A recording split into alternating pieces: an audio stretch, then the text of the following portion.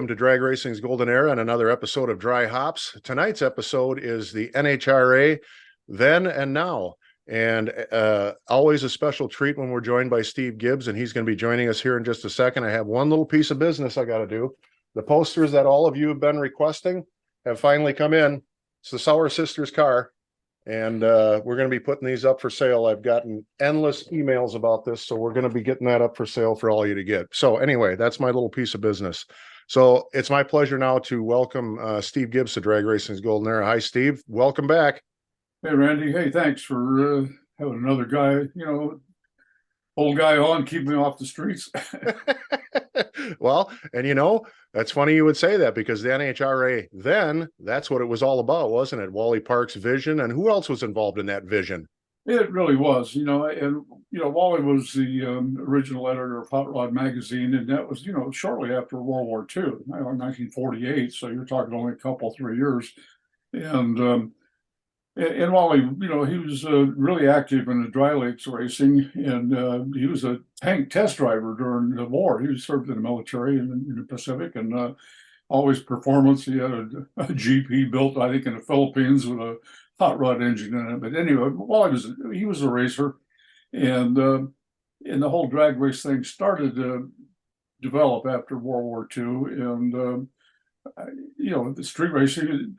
Nothing new. I mean, it was the same thing. Try to get the kids off the street, and that's really how the NHRA got started. We put the safety safari out, and there was abandoned airfields, and that's really how it got started.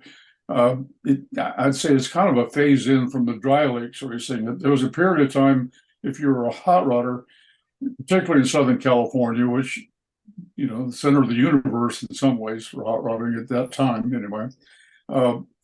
So the drag racing was more an extension of the kind of racing they did at the dry lakes. It was more a speed contest as opposed to eliminations and top eliminator thing. There was more focus on just how fast you went. That's really how it got started with the drag strip, single lane timing. So there was no dual lane timing. Any drag racing you had was just a flag man and somebody call them by eye. That's really how Wally got it started, and he had the option at one time to, start the NHRA and leave Peterson. And NHRA actually operated for several years under the direction of a guy named Jack Hart, and Wally stayed on at Peterson for quite a few years, and the money he made at Peterson kind of went in to fund the NHRA in those early years. Was did Peterson become himself involved in the NHRA as far as directing or funding or things like that? To my knowledge, no. I think he just, Peterson published a huge company with a lot of labels and titles, and Wally continued on with Peterson, but it was a pretty big gamble for Wally to walk away. He could have probably stayed on there for a lot of years. But and there were a lot of titles with Peterson, Rod and Custom and Carcraft, and of course Hot Rod was just about the only one left now. But Wally took on a lot of car club activity. It was more of a club activity. NHRA really was a major element in car clubs. They were everywhere. I mean, it was I think probably every high school out there almost had a car club that was affiliated with. And that was a big part of their activity in the safety safari. They called it the drag safari, the first one that went out, and that had a lot to do with organizing racing. But it evolved, and it to where it is today. But there was a lot of steps in between, and a lot of changes, and some for the good, and some maybe you looking back on it and thinking maybe we should have maybe not quite gone that far in some ways. It's become now. Rather, it's a participant sport, but the main focus is the big show, the spectacle. It's become primarily NHRA is more the National Professional Racing Association as opposed to the National Hot Rod Association. Yeah. And you get arguments on that with certain people, but I think the focus has obviously changed over the years. Well, and that is something that some of these old drag racers that I've talked to have said, that drag racing really was about the participants. It wasn't about filling the stands with people. It was about the people on the track and participating in it. It definitely was, a participant sport. It was a recreational activity. Basically, you had a drag race. Most of the cars were driven in. You knock the hubcaps off, and you go out there and race. And then, like anything else, somebody carry it a little bit further and spend a little bit more money, and the whole ingenuity thing. That was a big part of the early. Ingenuity in action, I think, was one of the buzzwords or mottos that they for a lot of events, and that worked for a lot of years, and you still get that to this day. One of the raps against NHRA is, well, too many regulations. There's no ingenuity. You can't do this. You can't do that. Well, boy, that's a double-edged sword. I mean, if you go back to let's go back to the 50s is really when it got started, and in the early 50s, I think the first commercial drag strip was Santa Ana, and there were other tracks around. I think 48 supposedly was the first organized drag race in Central California, but there was a lot of activity. You probably never nailed down where they had the first drag race. It was probably just some abandoned airport with a flag guy in it, but it was surely in the late 40s. But everybody was doing their own stuff. And so a guy would, go back to the shop and build him a little better chassis or a little stronger engine. And as soon as everybody else kind of caught up, then you got to take the next step. And it was just a progressive deal of, if you look back at we'll just take the top fuel ranks. I mean, it was probably the flatheads. I mean, that's when it first started. You had a good flathead to be competitive. Well, as soon as the overhead engines came out, and in the early years, you had quite a few brands. I've seen Oldsmobiles, Pontiacs. Were pretty competitive. Well, then the Hemi came out. Well, when the Hemi came out in the 50s, that all of a sudden the handwriting was on the wall. If you're going to be competitive, you had to have is a 331 to a 354 to a 392. So every time you had to make that step up to stay competitive, all that stuff you had before, it was either junk or you sold it off. So, well, then pretty soon everybody had a log manifold with carburetors. Well, superchargers come on. Well, if you're going to stay competitive, now we got to put a blower on top of that deal. More expense. And guys, it's interesting. One of the big names in the 50s was Teresa and Cernecca, and they quit in the 50s because it was getting too expensive. Okay. And nitro was probably $3 a gallon, and the carbureted DeSoto engine, but all of a sudden they had to start dipping into their wallet a little bit to race, and they dropped out. But it's just been a progressive deal. The Chrysler, you had to have a Donovan then. All right. So now all of a sudden we could have a Donovan block to be competitive. All that stuff you had before is either junk or you peddle it into somebody else. And it's just been that way continuously. And that's all innovation. But there's a price tag involved with that. And so pretty soon that innovation isn't so much the racers themselves. We got specialists that come in here. We got one guy specializing in superchargers, or specializing in fuel pumps or in blowers, and so they're doing the innovation. But the innovation, it costs money, and when it used to be just more of a speed contest, you could go to a drag race and the ads and drag news were always who went fast, and it was kind of unlimited at that time. We called it an unlimited sport, and the ads hardly ever said who won. They did, but it was more so and so breaks the 170 barrier, breaks the 180 barrier, the 200 barrier. That was more of the focus. Well, that continued on for so long, and the parts become more refined and more sophisticated, and we finally got to the point where the cars are going faster than the tracks can accommodate. So now all of a sudden we're starting to close the tracks down from 1,320 feet to 1,000 feet, and that element is virtually gone anymore as far as how fast and quick can they go, because we've set limitations. We got rear end limitations, we've got RPM limitations. So you set that appeal that was out there for so many years. I want to go to the races and see what's new, how fast can that envelope has been pushed to the edge, and with huge costs involved. Yeah. And the guys that usually cry out about the lack of innovation are the observers. They want to know, man, what if you could do this? What if you could do that? Well, that's interesting, but that's Bonneville racing. I mean, that's where that kind of approach applies. But if you're going to have a field of 16 cars competing against each other, you need to have limitations and keep things.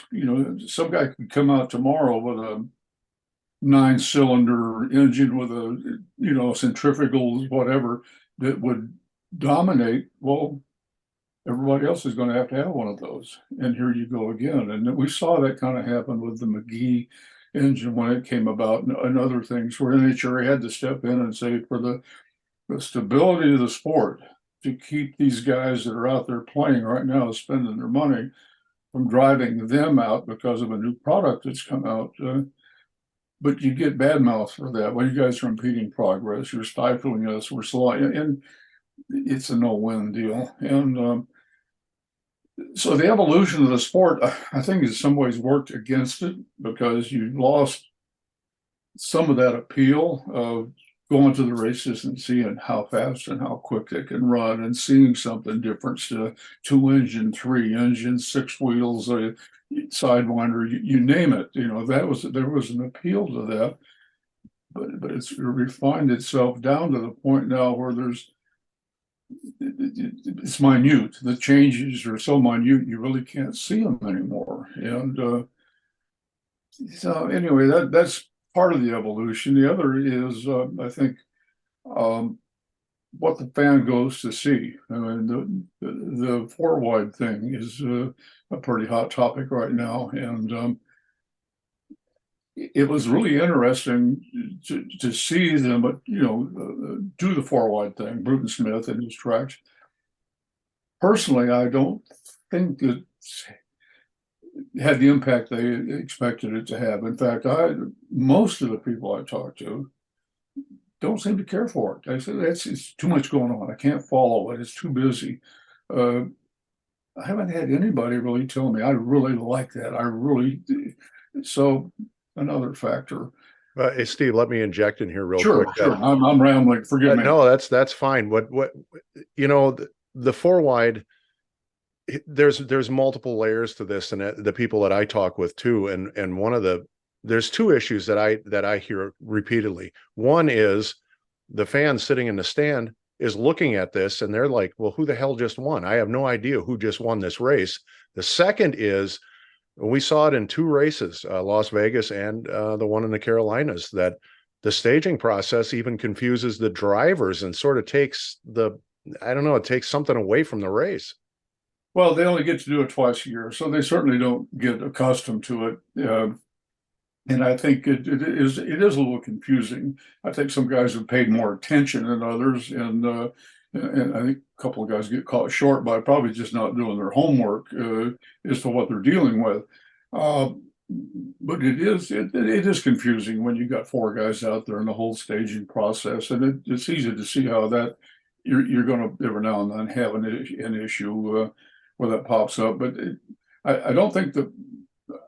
I think the drivers have been very careful in their criticism of it, but I think if you could probably take a vote, a secret vote, I doubt you'd get many guys that would really push for it. And it's a shame, because a lot of effort has gone into it. And actually NHRA gave serious consideration to going 4-wide long before Bruton Smith did. I may have mentioned this before, but at Pomona, we used to have to go in every year and put in temporary grandstands, and it was a parking lot for the LA County Fair. Once I say we, collectively the NHRA, I was working for them at the time as a competition director, but we had the opportunity to build permanent grandstands at Pomona. There was serious discussion about, at that time, making it a 4-wide track. And we talked it through and considered all the elements of it, and obviously we didn't do it. But and there's been four wide racing at many tracks, so it's not a new concept. Obviously Charlotte and then later Vegas took it to the next level with all the timing and everything it has to go into it. And I applaud them for that, but I think it's an experiment. I don't think it's really turned out the way that they expected. And if anything, it seems like it may have declined a little bit in terms of the popularity, but that's just a personal opinion. Well, from my own personal point of view, and I'm 56 years old. So, to me, I look at a 22-year-old and think, well, that's just a little kid right there. I've reached that age where everybody looks young to me. And what it seems to me like, Steve, and I could be wrong about this, but the NHRA is attempting to have some appeal to younger people. And this is all about showmanship, the big four wide show, all the noise and everything. And I just don't, I just think that they're barking up the wrong tree with this, trying to have that kind of appeal to that group of young people. I just don't think it's going to work because they're forgetting who their core audience is. Well, there's a lot of elements at work here. Yeah. I tend to agree with you basically on that, and it's an appealing sport. It's interesting. I think the appeal to drag racing is more just the sensory overload from the noise and the thunder and the burnouts and everything like that. It's interesting. In drag racing, you have bigger crowds for qualifying than you do the actual race because, you get to see more cars run. But I think that there's a large percentage of the spectators that truly not out there to cheer anyone on. They're just there for the thrill of that. Yeah. And that's fine. But at the same time, I don't think it builds up a big loyal following. Drag racing depends on a volume. And when the races are only a matter of seconds, even in the slower categories, you're talking, a race that's anything 12, 14 seconds is street cars. But to fill a day up, you have to have a lot of cars.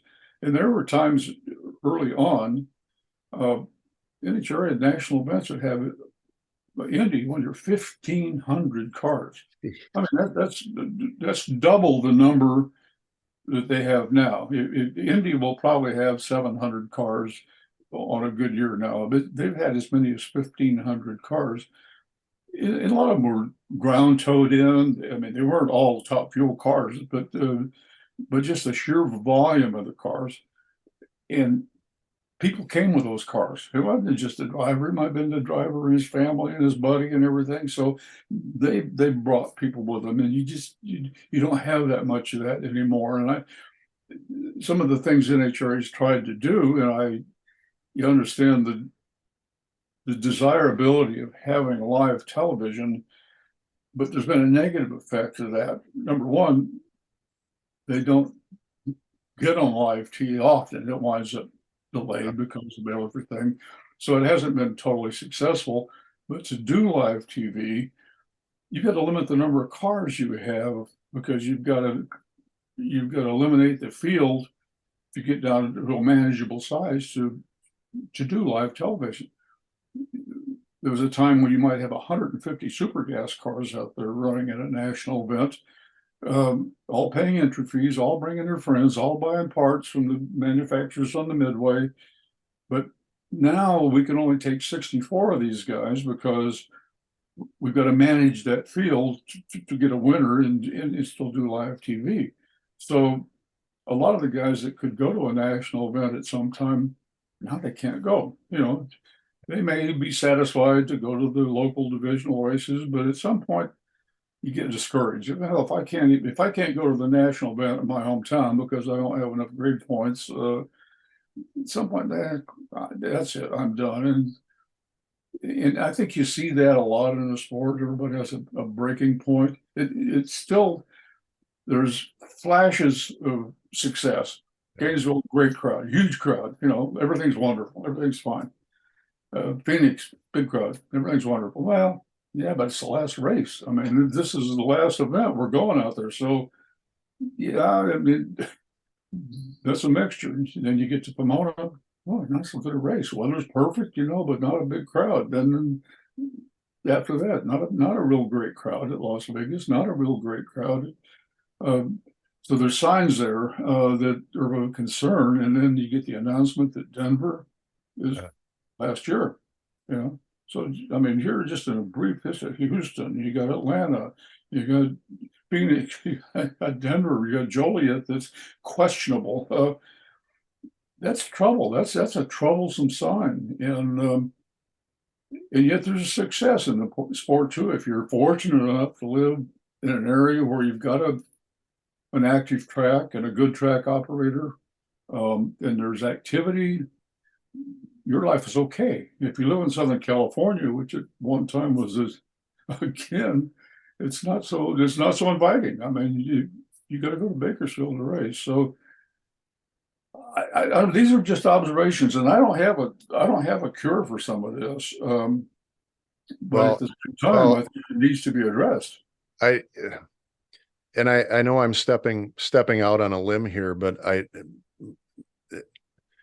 I need to think of a good way to say that. I just think that the fact that let's just put it this way, there aren't a lot of racers left that are administering the NHRA right now. That, you know, you guys, the core group of the NHRA, when you were competition director, you guys were all hardcore drag racers or grew up around drag racing or grew up operating tracks or you name it. And I think there's a loss there someplace in the effort to make money and keep it viable versus what do the fans want to see. I think there's a gap there someplace that I don't know if it can be filled by the current NHRA group or not. I just don't know.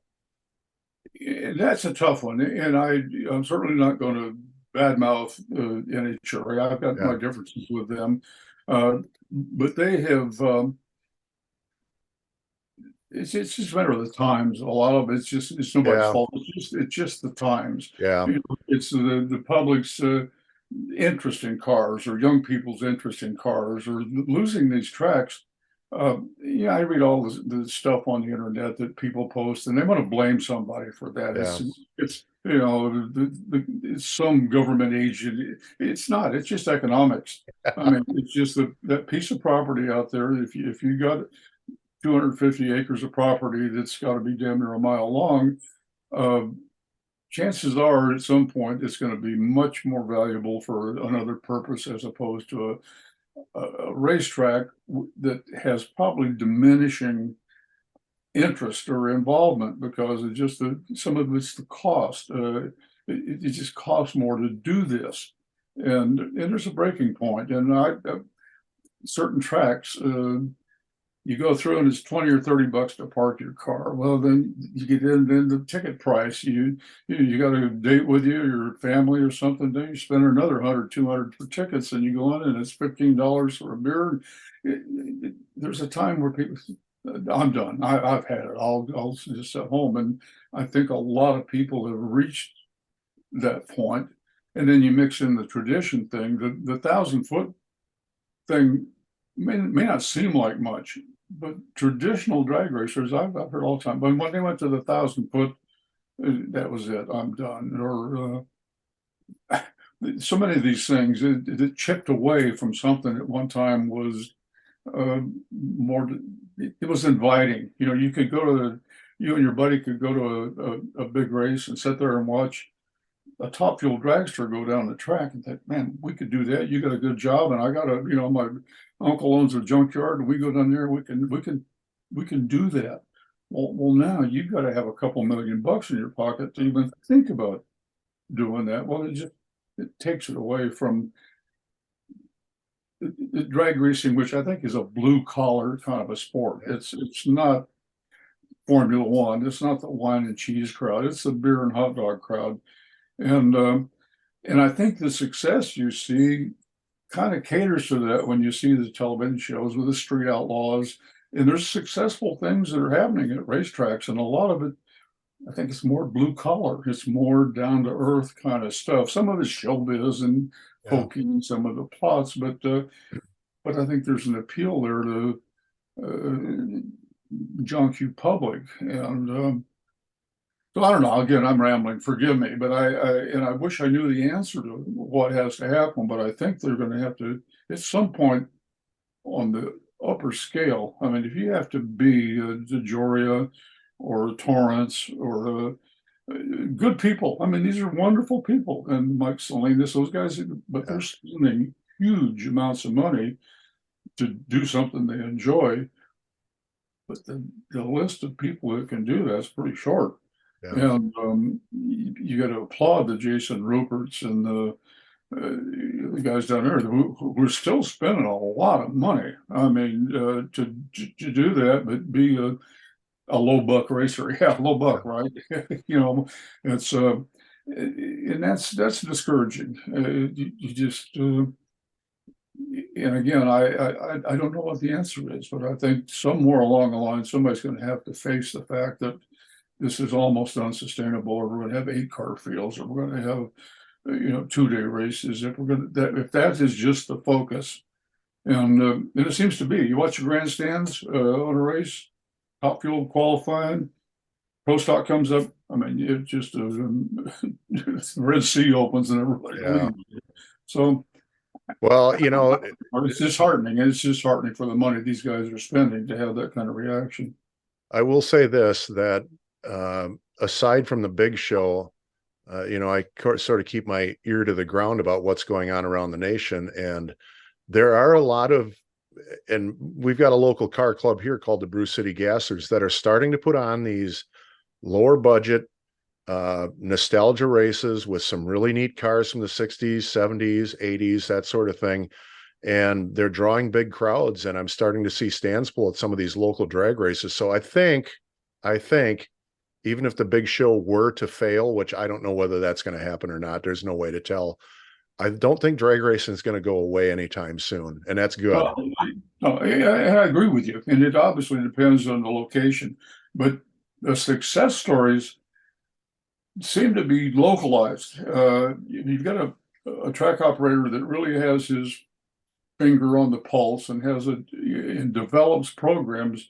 There's some great stories out there. Bandamere is a prime example. I think Norwalk is another prime example where those events are really successful because of the track operator, and they have events other than the national event that do as well, maybe even better than the national event, because they've cultivated that local crowd and done their homework and not depend.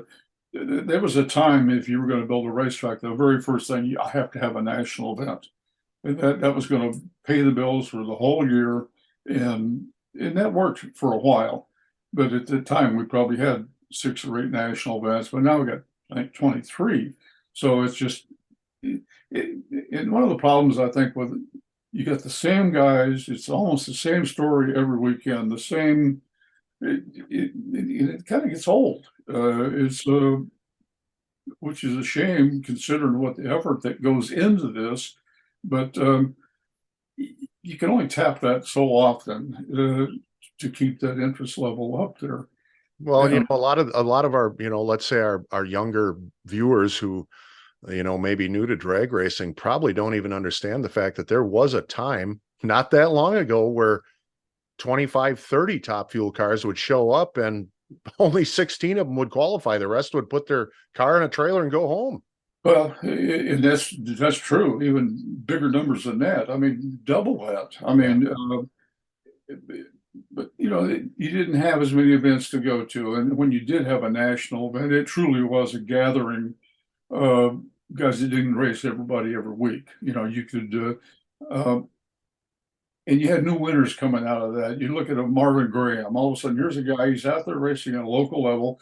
He goes to Indy. He wins it, and it's a life-changing win for a guy like that. Well, now you can go to Indy, which is the biggest race of the year. Still a huge race, but the stars of the show, basically the same 16 guys, 18 guys you had the week before, you're going to have the week after. It just doesn't have the impact anymore. Let's say something positive here. I was so excited when Jason Rupert qualified that I immediately text messaged Carl Olson. Because I know the history there in the Ruperts, and right. I was so excited about that. I immediately fired off a text to Carl. I'm like, way to go. It's awesome to see Rupert make the show. That was exciting. I mean, there was a Oh, moment, and if you don't know the history, maybe that doesn't mean anything to you, but no, but there's enough diehard fans at Pomona. When Jason come back down the return road, it's as if he had won the yeah, event. I mean, people, there was knowledgeable people there that knew what he had done and had accomplished. So they're out there. There's still people that appreciate what these guys are doing. Um, but age is catching up to a lot of them. You look at I mean, the biggest star of the sport right now. I'm assuming everybody would say John Force is the guy. I mean, he's 73 years old. I mean, if you had a 73-year-old golfer or a 73-year-old any other form of sports, I mean, it's the super seniors, not even. I mean, it's in a way that's great. You can do it at such an advanced age, but it's just difficult to see who's going to take his place when the time comes. Maybe it'll be fine. There's some real high points. Having Tony Stewart involved, I think, is a huge yeah. shot in the arm for NHRA, even though he's not personally racing. And I don't know what is if he wants to step up or not. He may be happy with that.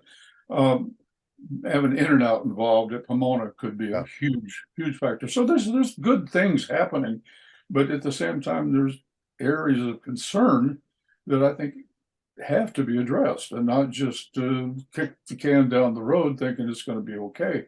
And the loss of racetracks is one that probably has me more concerned than anything, because I think it's going to be very difficult to see new ones built.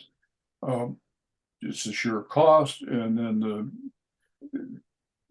permits, just getting a permit to build a racetrack, the environmental concerns and everything is going to be increasingly hard.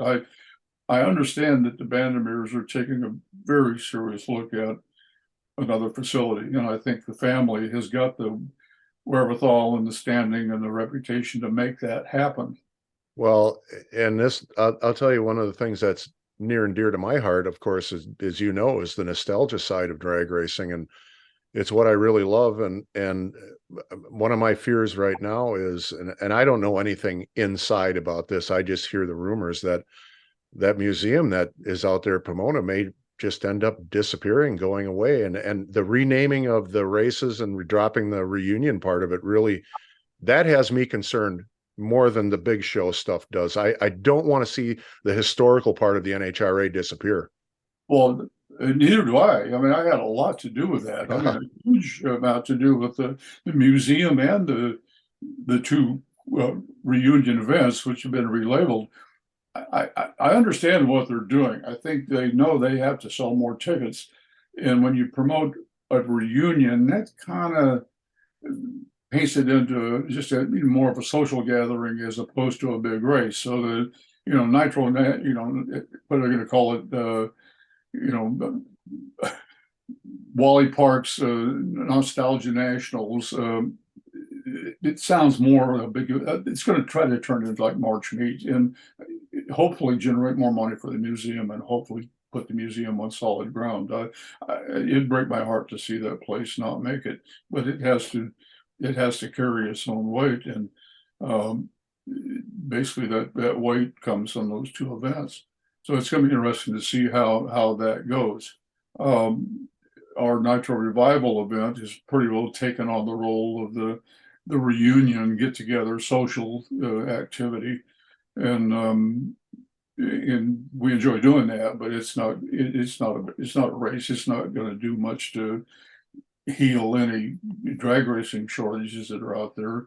We're lucky to have Irwindale Drag Strip to do that at, and they've been very supportive, and they've got a great Thursday night program. They run as many cars as they can every Thursday out there. It's healthy. That little element of the sport is healthy. And I know there's tracks around the country. Funny Car Chaos seems to be doing fine. Good events, reasonable price, reasonable rules, fun to go to.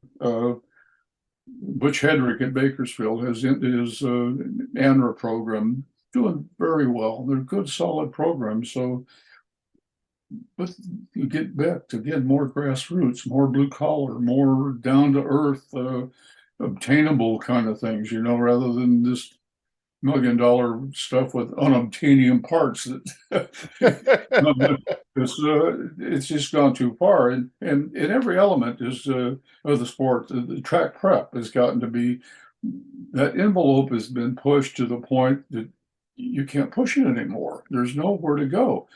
I mean, I listened to it on there, and somebody runs 335 miles an hour. It's a big deal, but they were on 335 miles an hour 6, 7, 8 years ago. So it's impressive to see, but it's not. They're not going to allow them to go 340, so you're stuck. This thing is kind of stuck here, and the numbers dwindle. I mean, when you got the national tour and you can't fill up the field, you got a problem. You got a real problem. Well, I got to ask you something. You brought this up. It just made me think of this. There was I remember racing in the early 80s, middle 80s, that sort of thing, late 70s. And, sometimes this, and now I understand this from the driver's perspective, having the track prep be even in both lanes, having everything be so that it can be a good competitive race and it's not determined by track prep or anything like that or the surface. But I have to tell you, there was some enjoyment from a fan side of all the strategy that went into, I got to get a low elapsed time so that I can get the lane choice because that lane isn't quite as good.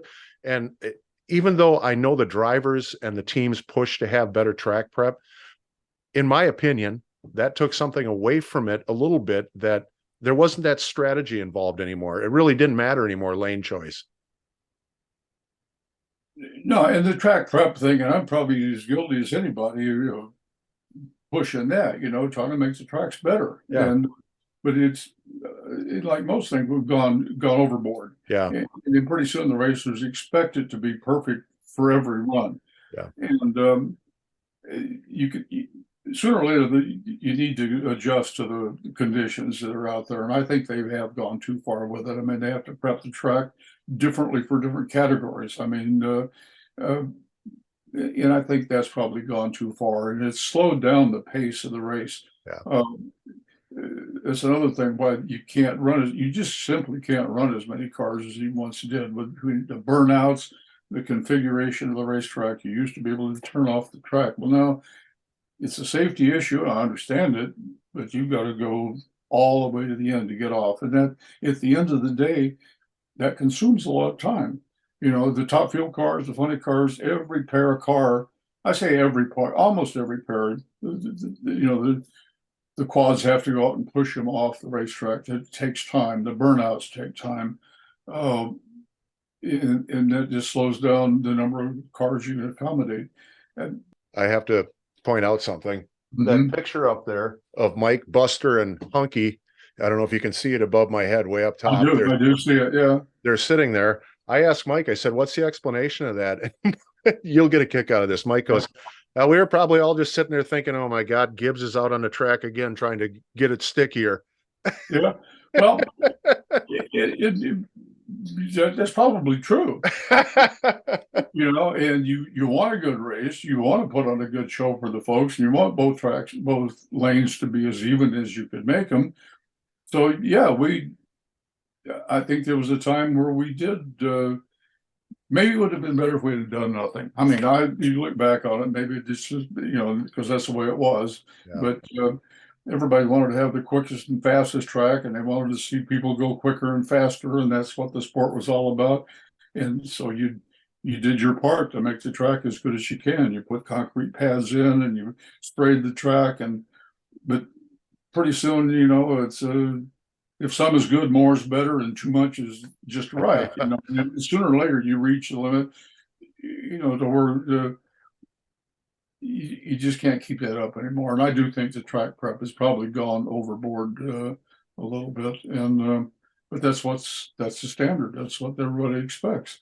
Well, I want to say that, even though we've been discussing some of the issues with the NHRA, I do want to say that this for me, this is because of my love of the sport. I thought it was important to have you, and I know you thought it was important to discuss this too, but it's the love of the sport. I love this sport, and I don't want to see it go away. And if people can come up with some solutions that might make this more a long-term goal that'll make this attainable for all of us to enjoy it for years to come? That's my goal here. Well, mine too. I mean, it sounds like I'm whining about some of this stuff or complaining about it, and some of it is probably a little bit of that, but some of it maybe a little sense of guilt that maybe I contributed to some of these things along the way.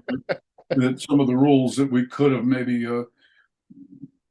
headed off that cost these guys money. Perone was an interesting when he had big good sponsorships in the Army or Pepsi or everything like that, and it was more of an unlimited class.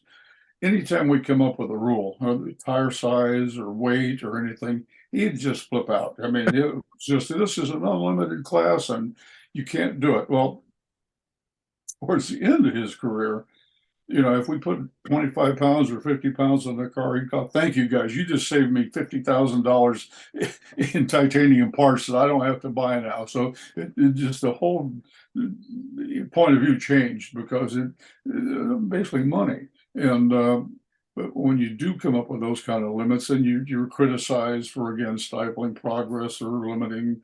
So it's a no-win situation. But and NHRA is in that position. I mean, they've I hear guys singing the praises of, well, previous sanctioning bodies or independent groups. NHRA is a survivor. They're still here after all the IHRA. I mean, it still exists, but not on a professional level. AHRA doesn't. PRA, PRO, PDA, they're gone. NHRA is still here. You got to give them credit for that. And but at the same time, you can't give them a free ride either as far as trying to stay ahead of the curve and come up with some solutions. The funny car chaos thing has probably impressed me more than anything I've seen recently. It's they got a good following. It's a reasonable set of rules, and people are having a pretty good time out there. That's the part that's come back. But as long as we see huge crowds every now and then, like at Gainesville, or huge crowds at certain events, some people are, well, things are fine, everything's okay. It's not, we're alive and well, and yeah, but they're just flashes here and there, which is at least they're there. So I guess I just hope we can figure out a way to just keep this thing going for. And I never fault. I realize how we got to where we are. I don't fault you for or anybody who was at the NHRA for the rules that kept creep. I think you called it rules creep one time. It was the driver's desire to keep going faster and quicker, and I understand that. Faster, quicker, that's what the sport has always been about. Well, NHRA never built any speed equipment. I mean, everything that's out there all came out of the minds of either a racer or manufacturer that come up with a better part, and that part, if it's good enough for a couple hundredths on the ET or a mile an hour or two, you got to have it. And once the guy you're racing, he has it, well, then you have to have it. Well, we're back to square one. And all we've accomplished really is to go a little bit quicker, a little bit faster, spend a lot more money, but somewhere, you had 10 guys that could make that move. Well, next time maybe only 9 could make it, or you lose something with the gain. And that's what's happened now. When again, I'm not, these guys that are spending this kind of money, all the respect in the world for them, but there's so few of them that you're never going to see 30 guys trying to qualify for Top Fuel anymore at the U.S. Nationals. It's just not, under the current rules, it's just not going to happen. Let's talk about you and the Nitro Revival. And for those of you out there that are watching this, the Nitro Revival this last year, I went 2 years in a row now. And this last year, the first year was incredible to me. I had my emotional moment at the beginning of that. And then this last year was just over the top. So if you love a nostalgia and you love the people that raced during that period, this is the event to be at in the world. It's just, Steve, what you've done is, I'm just blown away by what you did. Well, I appreciate that. And again, it overwhelms my daughter and I. We do this out of love of it. It's paying its way. But it's not a race. I mean, we tell everybody up front, this is not a race. we've got cars going down the track. We, making some smoke and noise, and we've got a good group of gassers that are racing and just eighth mile. So, but we're certainly, it's not a giant nitro nationals racing event, but we've got the history there. It's almost a combination museum, car show, reunion, where the guys that are still around, there's still a lot of them. We've obviously lost a lot of big name races over the years, and that's just time catching up. But there's still, the Perdomes and the Ivos and the guys that are still kicking that are out there. That's where you're going to see them, and that's a big part of our show. And the restored race cars are, when some guys, the cackle thing. Well, what's the point of that? It's well, it could be a car show, but to at least start the engines and let you know what they sounded like and felt like to stand next to them, and to see that a car is still out there. It means a lot to a lot of people, and we've got a big volume of those guys, and to see them push started like we did in the old days, it's kind of capturing the mood of the past. And Irwindale's a great facility for that. It's located conveniently to a lot of people, and they've been very good to work with. So now we're proud of the event. When we made the cover of Hot Rod Magazine recently, it surprised me. I just so we seem to be pushing some of the right buttons, and we're looking forward to obviously this year. And there's some new cars that are going to show up. The Honda Wilmington car that Danny and guys drove, the guys were wrapping it up. The owner of that, Chad Decatur, great guy. And so we've got some new cars that are going to, be there to unveil, and they're not racing. I mean, they're just they'll be push started, they'll be shown, they'll be featured. But we're just celebrating the past and honoring the racers. I mean, you had that picture earlier, the Sauer Sisters car, but to see Don Gady and Don Raddick and two of the Sauer Sister guys still there to show up, and the recreated Sauer Sister car that Kenny built before he passed will be there and be push started with a new owner. You get a glimpse of what it was like, and we're proud of what we put together. But I appreciate the kind words, I really do. Well, there's definitely an audience out there for this too. There's a desire for it, because like I told you, that John Wiebe return road video that me and my son just happened to be in the right place at the right time and captured that. It went to 2 million views, and it continues to go. And I had who'd I have? I forget who it was that said this to me, that was out there photographing, said that, if I was locked up in jail for the rest of my life, they could show that video on my TV all the time and I'd be a happy man. And I'm like, well, that's a hell of a compliment. But it's Steve, for me, and trust me, everybody out there, the people, if you had some of these guys on your wall poster from, Superstock magazine, you'll be able to walk right up to these guys out there and talk to them, and they'll talk to you, and they'll talk about the old days, and we'll do some bench racing. And it's just such a good time. It's a family reunion. It is a reunion. And, last year, God, it was so great to see John Force take time out from his busy schedule and come out there. And John and I go back a long way. So, I mean, there's a personal, situation there. But, I mean, he came out and he says, I'll try to be there for a little while. He came out and he spent the rest of the day out there. And he says, I don't believe it. I mean, it blows my mind. He's going around. I remember that car. I remember this car or those guys. And, he'd been so wrapped up in his current world, which he's an amazing guy. I mean, my hat's off to Force for everything he's done. And he hasn't forgotten where he came from. But he was having the time of his life, and he guaranteed, I'll be back. I will be back. And quite a few of the other big show guys were out there. The Pedregons were out there, and I expect to see a few more of them out there this year. And I'm assuming some of those gray hairs on your head came from John Force over the years.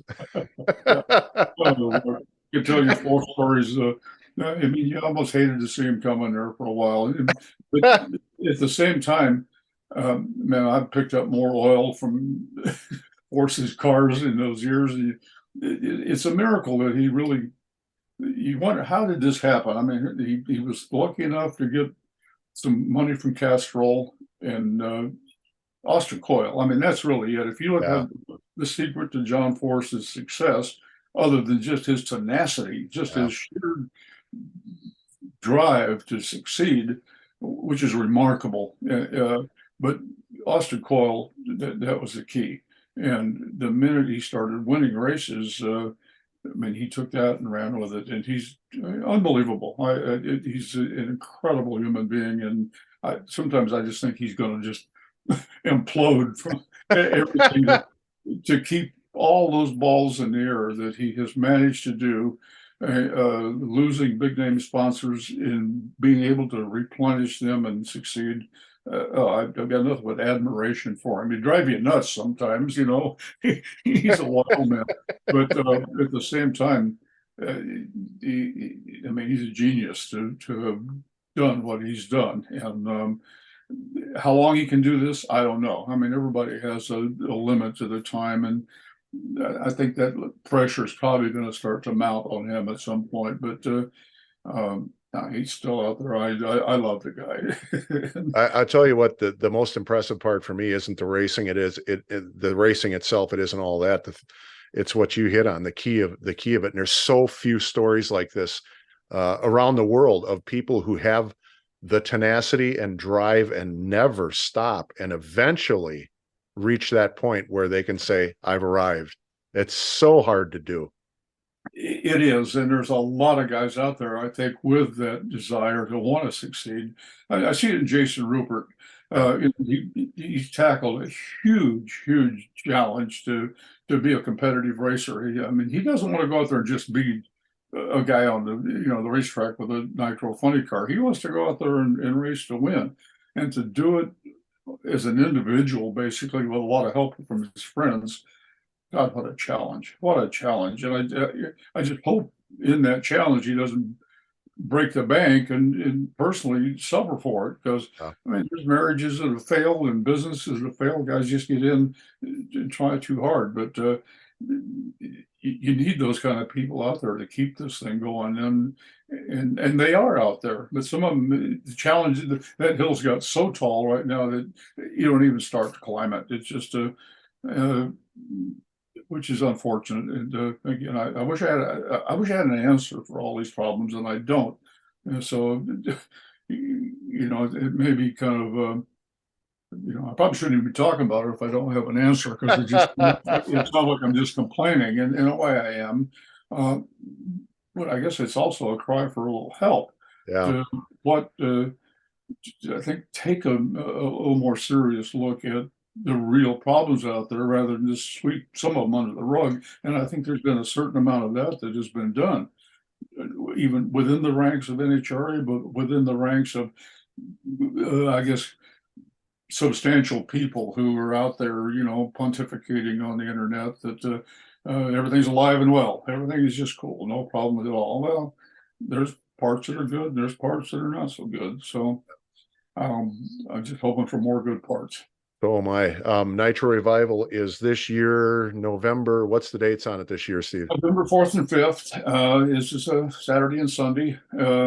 Friday is a welcome day, which would be the 3rd. And we're going to have last year we had a kind of a memorial get together for Dave McClellan and Bill Schultz. And I suspect Friday night's going to kind of become a time to honor the guys that have passed, because it's inevitable. We just lost Kent Fuller this last week, which is a huge name in the history of the sport. And sadly, each year we're going to have folks that go on, in that. So I think Friday is going to be a chance to honor those people, and at the same time welcome the crowd and have the in and out cookout. So that's Friday night, and that's we call that welcome night. But the actual event is Saturday and Sunday, November 4th and 5th. We'll have tickets on sale starting in June 1st, and we expect anywhere between 60 and 80 cackle cars and a huge field of old school gassers and some exhibition guys. We'll have a handful of nitro funny cars. Bobby McClellan with the champion car, and hopefully a couple more dragsters. So it make some smoke, make some noise, honor the people, and just try to have a good time. We've had some just terrific support. It's gratifying to see Tom Hoover. His car is one of the show stoppers out there. Greg Barta owns the car now, but to see Tom's widow Benton continue to come with the car, that means a lot. That really, you know you're doing something good when she can continue to come to the races, enjoy that part of her life. And there's a lot of other stories like that. The families of the racers that have passed, they're out there.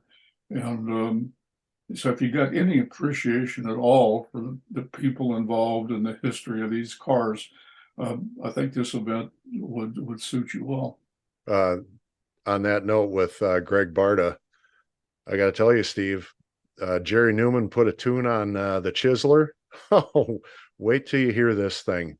It was incredible. And Jerry, it was funny. They fired it up. I was up there when they test fired it Friday, and Jerry had a smile about this big on his face. He's like, I love it when a plan comes together.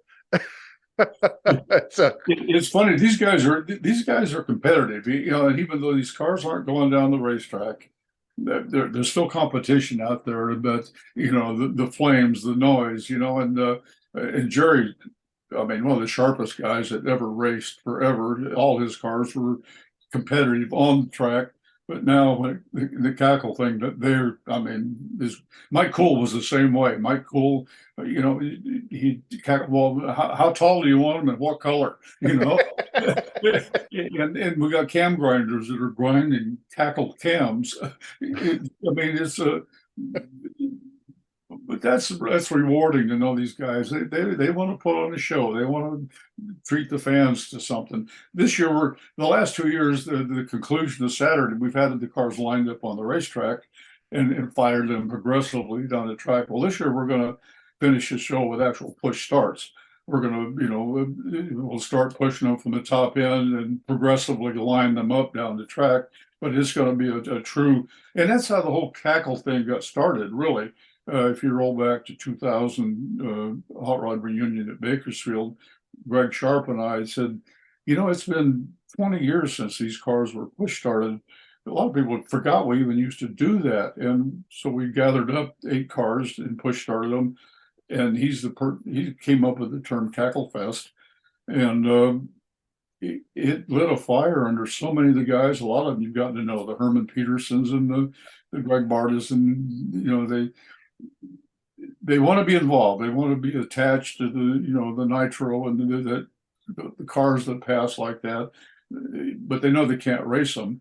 So the best thing you can do is show them off. You can hear what they say, and they look. Our ideal is if you could take a black and white picture and shoot that car with the push truck behind it, and not know what year it was. With the helmet and the face mask and the whole appearance, to where you can really recapture that image of somewhere in the 50s or the 60s. That's really what we're trying to do. And for the most part, I think we've done okay. Oh, trust me, I've got some pictures that I turned into black and white, like the Sauer Sisters car turned into black and white. You can't tell the difference. It's amazing. And I got to tell you, Steve, push starts on Saturday night. That's a video guy's dream. I cannot wait to see that. Well, it's been done before. It's not a new thing. It's just a little different approach to this year's. And we'll do some static starts, and we've got things planned to keep things going. But that's going to be the highlight of the night. And of course, the last car should have some nice fireworks. I think our fireworks are the better ones when it comes to wrapping up the show. And our hats off again to Tim Huddleston and management, Irwindale Drag Strip out there. They've been kind to us to allow us to put on our type of show and work with us. And the folks at In and Out have been great to cooperate with us. So we've had some really good behind the scenes support with a lot of people in many different directions. But again, without that kind of support, we couldn't do it.